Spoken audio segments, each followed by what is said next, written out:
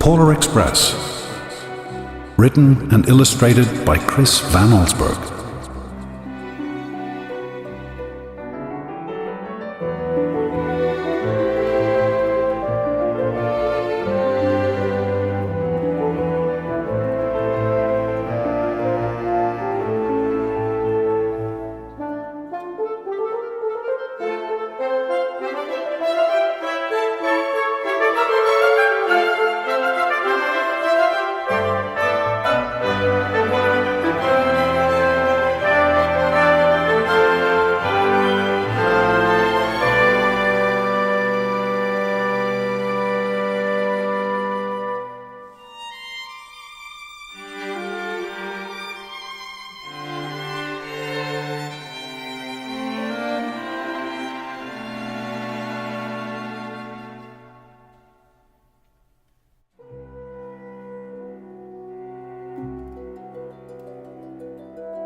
On Christmas Eve, many years ago, I lay quietly in my bed. I did not rustle the sheets. I breathed slowly and silently. I was listening for a sound a friend had told me I'd never hear. The ringing bells of Santa's sleigh. "There is no Santa," my friend had insisted. But I knew he was wrong.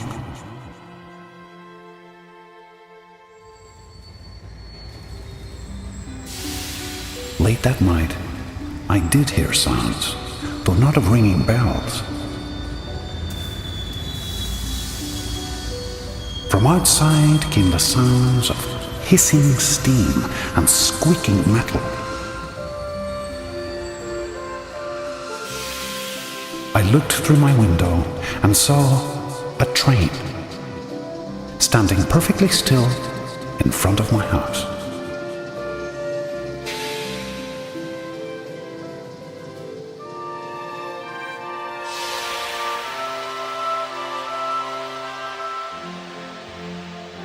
It was wrapped in an apron of steam. Snowflakes fell lightly around it. A conductor stood at the open door of one of the cars. He took a large pocket watch from his vest, then looked up at my window. I put on my slippers and robe. I tiptoed downstairs and out the door.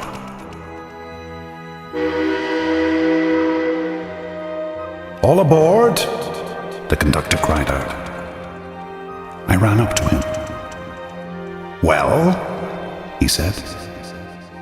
"Are you coming?" "Where?" I asked. "Why, to the North Pole, of course," was his answer. "This is the Polar Express."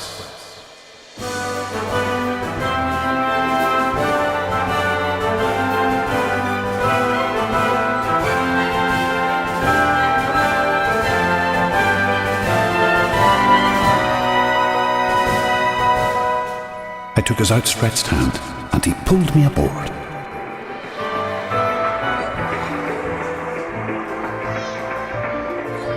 The train was filled with other children, all in their pajamas and nightgowns. We sang Christmas carols and ate candies with nougat centers as white as snow. We drank hot cocoa as thick and rich as melted chocolate bars.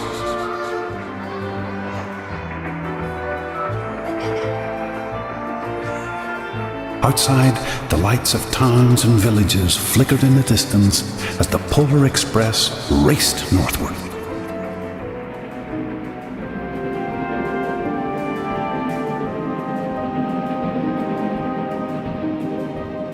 Soon, there were no more lights to be seen.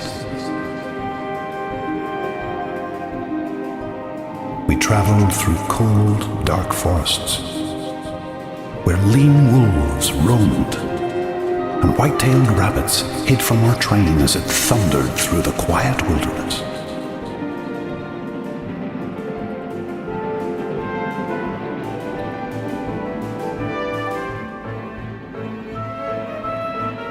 climbed mountains so high it seemed as if we would scrape the moon. But the Polar Express never slowed down. Faster and faster we ran along, rolling over peaks and through valleys like a car on a roller coaster.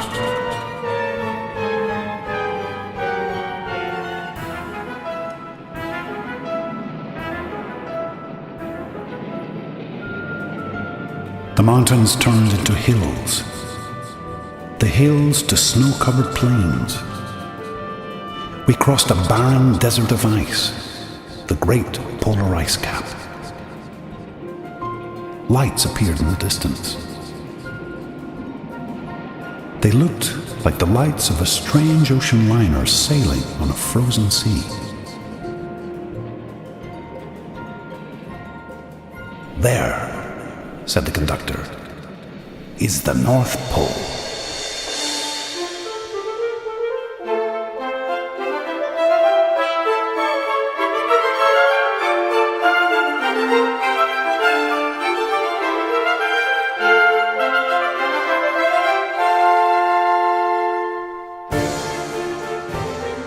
The North Pole.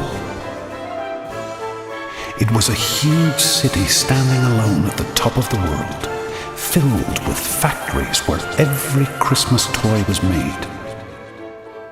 At first, we saw no elves. "They are gathering at the center of the city," the conductor told us. "That is where Santa will give the first gift of Christmas." "Who receives the first gift?" we all asked. The conductor answered, "He will choose one of you." "Look!" shouted one of the children. "The elves!" Outside, we saw hundreds of elves. As our train drew closer to the center of the North Pole, we slowed to a crawl. So crowded were the streets with Santa's helpers. When the Polar Express could go no farther, we stopped. And the conductor led us outside. We pressed through the crowd to the edge of a large open circle. In front of us stood Santa's sleigh. The reindeer were excited.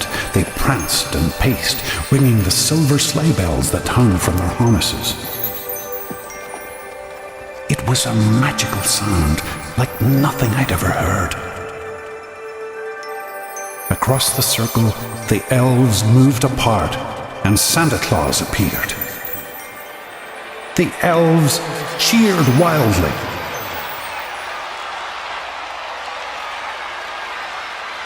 He marched over to us and, pointing to me, said, "Let's have this fellow here." He jumped into his sleigh. The conductor handed me up. I sat on Santa's knee and he asked, "Now, what would you like for Christmas?"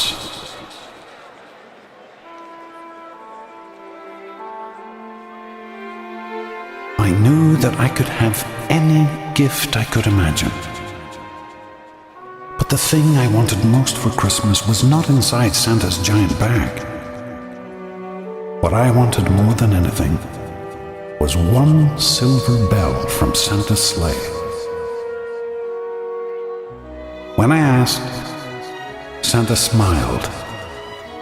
Then he gave me a hug and told an elf to cut a bell from a reindeer's harness. The elf tossed it up to Santa. He stood, holding the bell high above him, and called out,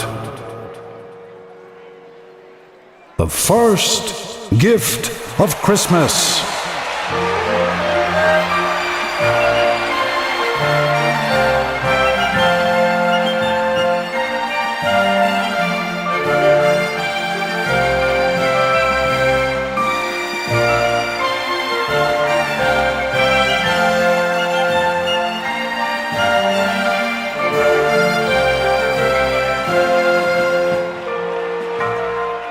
At clock struck midnight as the elves roared their approval. Santa handed the bell to me, and I put it in my bathrobe pocket. The conductor helped me down from the sleigh. Santa shouted out the reindeers' names and cracked his whip. Dancer, Prancer, Horn, Vixen, Cornet. His team charged forward and climbed into the air. Santa circled once above us, then disappeared in the cold, dark, polar sky.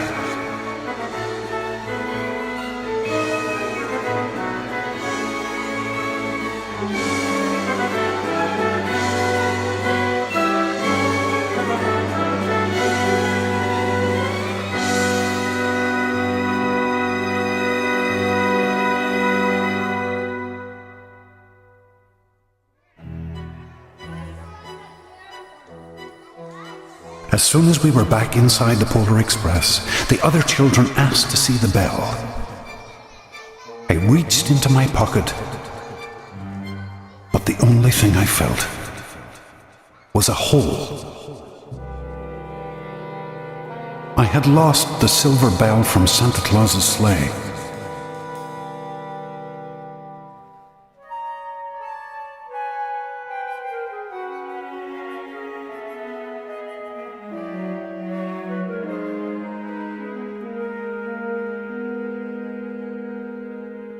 "Let's hurry outside and look for it," one of the children said. But the train gave a sudden lurch and started moving.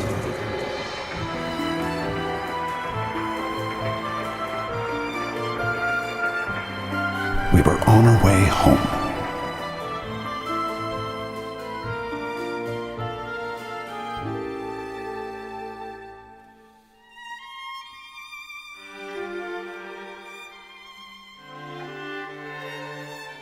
It broke my heart to lose the bell.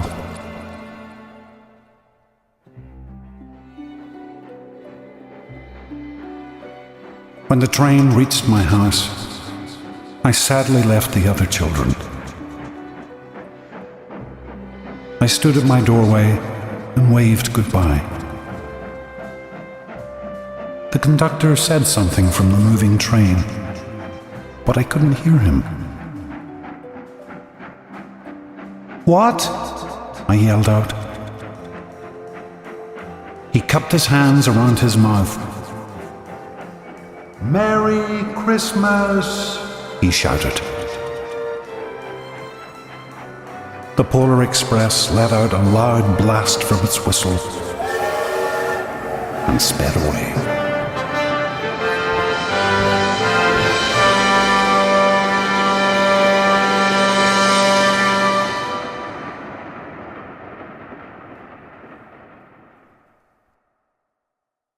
On Christmas morning, my little sister Sarah and I opened our presents. When it looked as if everything had been unwrapped, Sarah found one last small box behind the tree. It had my name on it. Inside was the silver bell. There was a note. "Found this on the seat of my sleigh. Fix that hole in your pocket. Signed, Mr. C." I shook the bell. It made the most beautiful sound my sister and I had ever heard. But my mother said, "Oh, that's too bad." "Yes," said my father, "it's broken." When I'd shaken the bell, my parents had not heard a sound.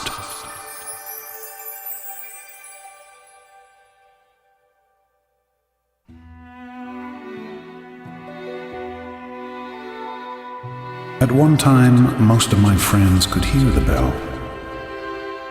But as years passed, it fell silent for all of them. Even Sarah found one Christmas that she could no longer hear its sweet sound. Though I've grown old, the bell still rings for me.